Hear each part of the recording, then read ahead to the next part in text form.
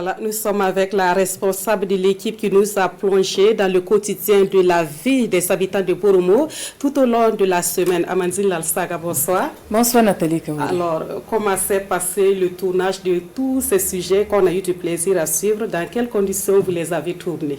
Alors Nathalie Kaouri, vous l'avez dit, c'est une équipe de 5 personnes.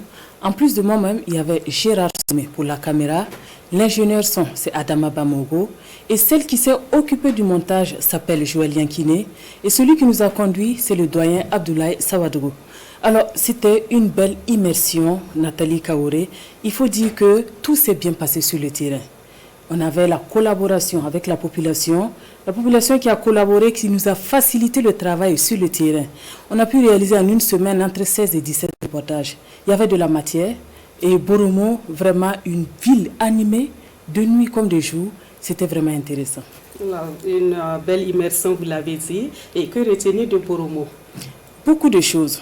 Boromo, ville carrefour. Boromo, ville commerciale. L'activité commerciale est très florissante à Boromo. Et il faut dire que ça emploie beaucoup de gens, plus de la moitié de la population.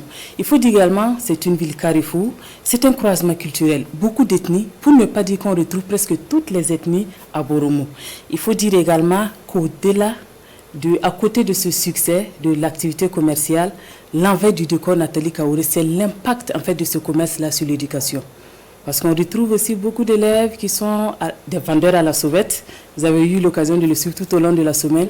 Et des lotus, des petits commerces. Donc il y a un impact en fait de cette activité-là sur le commerce. Et il y a également l'anarchie. Et justement, en parlant de l'anarchie, et c'est pour dire qu'il y a le petit commerce est très développé à Boromo. Et selon avec les différents acteurs avec qui nous avons pu échanger, ils disent qu'en fait c'est difficile de rentabiliser et de construire une économie locale d'envergure. Parce que c'est dispersé, c'est ne pas organisé, lié à ce problème d'organisation. Donc, c'est ce qu'on retient vraiment de cette immersion d'une semaine à Boromo. Merci à vous Amandine Lalsaga et aux membres de toute l'équipe d'une semaine à Boromo et aux téléspectateurs. On sera rendez-vous en fin novembre pour la découverte d'une autre localité du Burkina Faso.